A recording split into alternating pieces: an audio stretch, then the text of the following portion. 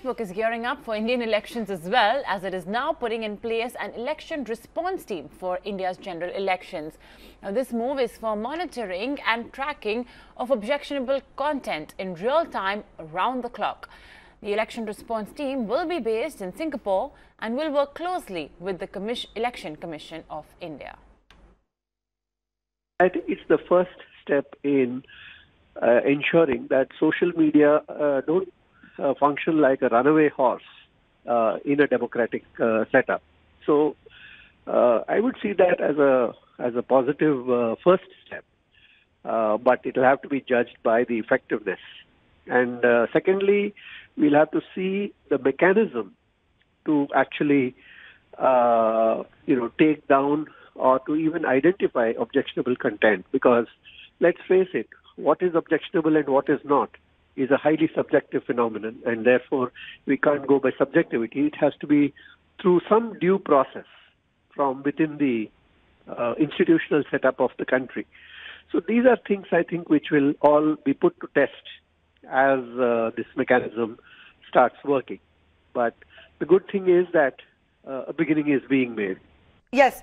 So I take your point. I'm now going to go across to Anirudh Rastogi for more on this.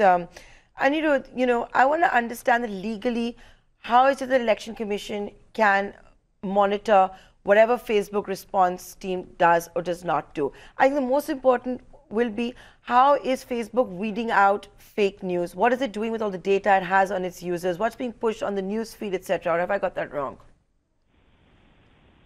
Sure, Nantar. I think definitely, some of these finer points need to be trashed out, and there's little clarity on some of these questions at this point. But my kind of larger concern is that should social media platforms be in the business in the first place of figuring out what is objectionable content and taking it down proactively, right? And because obviously, I do not blame the companies in question either. I think it is definitely a response to the larger policy narrative globally that it is the online intermediaries that are responsible for the content being shared on these platforms, and they need to be liable for it, right?